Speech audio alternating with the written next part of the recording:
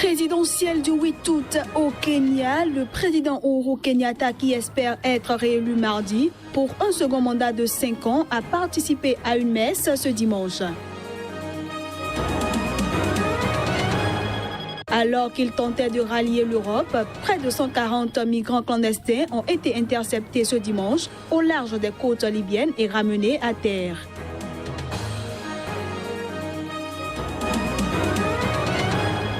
Et puis le secrétaire d'État américain Rex Tillerson a exclu ce lundi un retour rapide au dialogue avec la Corée du Nord.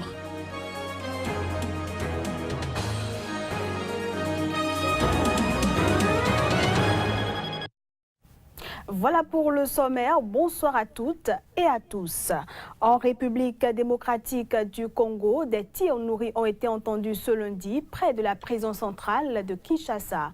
Ce lieu de détention a déjà été en mai dernier la cible d'une attaque qui avait occasionné l'évasion de plus de 4000 détenus. En effet, entre mai et juillet dernier, une série d'attaques et des évasions à Kinshasa ont touché la prison de Makala, la grande prison de Kinshasa. Des commissariats de police ainsi que le marché central de Kinshasa ont été aussi attaqués. Ces différentes attaques surviennent au moment où la République démocratique du Congo est minée par une crise politique profonde liée au maintien au pouvoir du président Joseph Kabila. Au moins 11 personnes ont été tuées ce dimanche dans une église du sud-est du Nigeria lorsqu'un ou plusieurs hommes armés ont ouvert le feu sur les fidèles. Selon la police, une rivalité locale pourrait être la cause de l'incident. Pour leur part, des témoins ont affirmé que le nombre des victimes pourrait atteindre la vingtaine et que les assaillants étaient au moins 5. Selon les informations de la police, l'homme avait été engagé pour tuer une personne en particulier qui devait se trouver parmi les fidèles. Parlons élections à présent au Kenya. Face à l'incertitude des élections générales de mardi, de nombreux Kenyans ont choisi de ne rien prendre à la légère. Les supermarchés sont pris d'assaut par des clients soucieux de faire des stocks. La station de bus longue distance est bondée dès les premières heures de la matinée. Au Kenya, la hantise de troubles accompagne chaque élection. Mais le duel serré entre le président sortant Uhuru Kenyatta et Raila Odinga, le leader de l'opposition qui, à 112 ans, dispute probablement sa dernière présidentielle, a accentué les craintes de violence électorale. Ces élections ont lieu 10 ans après les violences politico-ethniques de 2007 à 2008, les pires depuis l'indépendance en 1963. Les violences avaient fait au moins 1100 morts et plus de 600 000 déplacés. Les souvenirs sont encore frais dans la mémoire des populations et l'annonce du déploiement de quelques 180 000 membres des forces de l'ordre pour s'assurer que le vote se déroule en paix n'est pas forcément de nature à rassurer tout le monde. À la station de bus Machakos de Nairobi, les compagnies ont plus que doublé le prix des tickets sur certaines routes. Mais cela n'a pas empêché la demande d'augmenter fortement. Des queues de clients se formant avant l'aube chaque matin pour prendre un bus allant vers l'ouest, bastion de l'opposition. Les affaires sont bonnes parce qu'il y a beaucoup de passagers qui rentrent à la maison à cause des élections. Certains sont inscrits à Nairobi, tandis que d'autres sont inscrits ailleurs. Et nous les amenons donc voter. Ceux qui sont inscrits comme électeurs à Nairobi, il n'y a pas besoin de leur donner une place dans les autobus, car s'ils voyagent, ils ne voteront pas. Et nous devons voter pour choisir les bons dirigeants pour nous. S'ils voyagent et ne votent pas, c'est sûr que la personne que nous ne voulons pas voir gagner finira par gagner.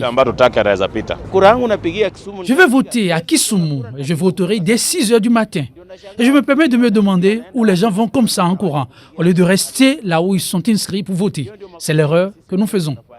Le chef de la police et le ministère de l'Intérieur ont tenté de rassurer les Kenyans, mais les gens prennent tout de même la route ou remplissent leur garde-manger.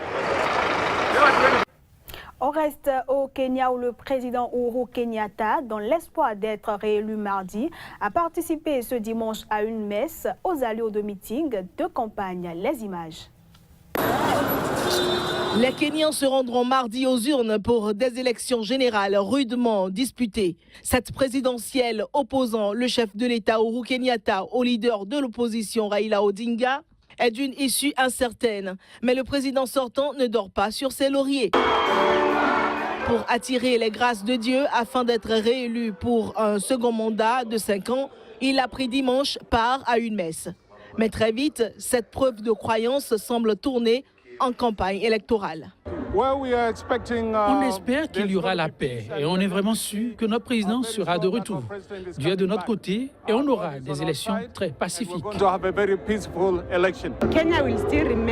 Le Kenya sera là et ça dépend de nous les Kenyans, de nous assurer que la paix soit maintenue à travers tout le pays. J'espère que ça sera pacifique et que tout le monde va s'aimer les uns les autres.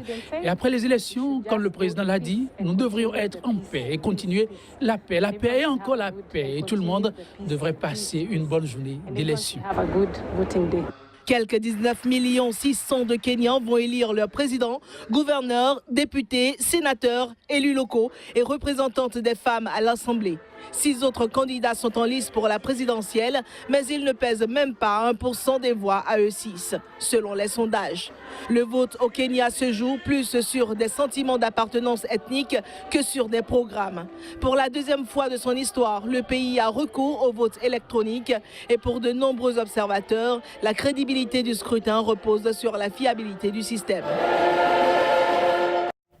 Sur un tout autre registre, au large des côtes libyennes ce dimanche, ont été interceptés près de 140 migrants clandestins. Parmi eux, 5 femmes et 3 enfants. Ils ont été ramenés à terre alors qu'ils tentaient de rallier l'Europe. C'est le chef de l'organisation de lutte contre l'immigration clandestine de Tadjoura, dans la banlieue est de Tripoli, qui a apporté l'information. 140 migrants clandestins ont été secourus avec succès par les gardes-côtes. De différentes nationalités africaines, ils étaient à bord d'un bateau pneumatique lorsqu'ils ont été interceptés dimanche à environ 20 000 marins au nord de Sayad. Ils ont ensuite été ramenés à la base navale de Tripoli, où les autorités libyennes leur ont porté assistance avant d'être acheminés vers l'organe de lutte contre l'immigration clandestine. Selon les derniers chiffres de l'Organisation internationale pour les migrations, plus de 111 000 migrants sont arrivés en Europe par la mer depuis le 1er janvier, dont près de 93 500 en Italie. Plus de 2 360 sont morts en tentant la traversée. Des pluies torrentielles dans le nord du Vietnam ont engendré inondations et coulées de boue.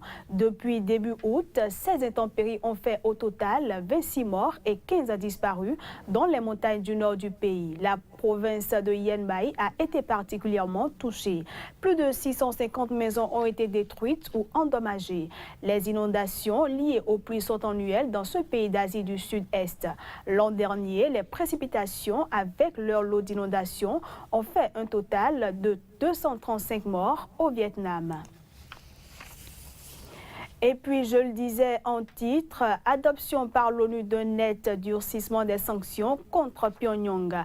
Rex Tillerson, le secrétaire d'État américain, a jugé ce lundi à Manille que cette résolution prouvait que la communauté internationale était unie derrière son objectif, celui de dénucléarisation de la péninsule coréenne.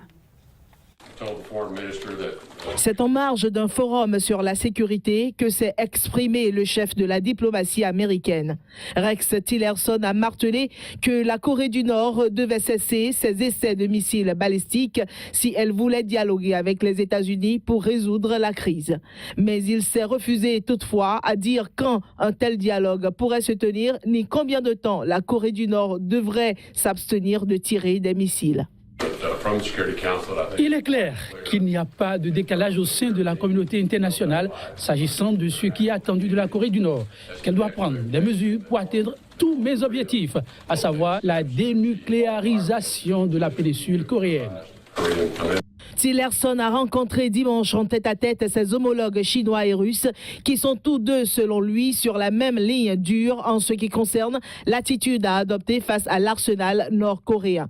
Les ministres des Affaires étrangères des principales puissances parties prenantes à la crise sont en effet présents à Manille pour le forum régional de l'Association des nations du Sud-Est asiatique.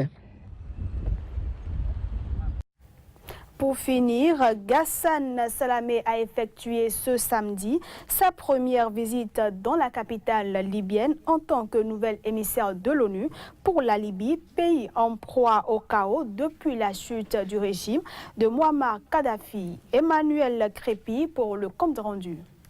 Ghassan Salamé a effectué samedi sa première visite à Tripoli en tant que nouvel émissaire de l'ONU pour la Libye, pays en proie au chaos depuis la chute du régime de Mouammar Kadhafi. Nous informons le président et les Libyens que nous sommes ici avec eux et à leur côté pour que les institutions deviennent stables et efficaces les mois prochains et l'année prochaine dans une Libye indépendante et unie. Au cours de cette visite, considérée comme une prise de contact, le nouvel émissaire de l'ONU s'est entretenu avec Fayez El-Sarraj, chef du gouvernement d'union nationale. Une rencontre au terme de laquelle d'importantes annonces ont été faites. Nous vous informons que la délégation des Nations Unies, qui a été contrainte de quitter Tripoli en 2014, a décidé de retourner graduellement à Tripoli, où les différentes agences de l'ONU travaillent avec les administrations publiques, qui ont besoin de leur soutien dans le domaine technique.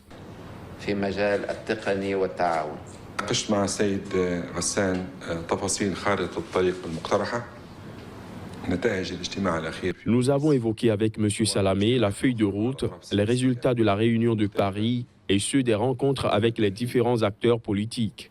Nous avons affirmé que la solution politique est la base de tout dialogue et que les acteurs politiques doivent être à la hauteur des enjeux.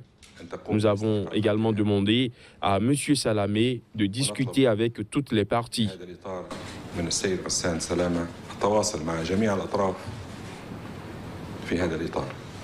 Les deux hommes se sont également mis d'accord sur le fait qu'il était temps de trouver une solution politique urgente au conflit libyen. Et c'est la fin de cette édition que j'ai pris du plaisir à vous présenter. Merci à tous de l'avoir suivi et ne zappez surtout pas. L'information continue sur Sika.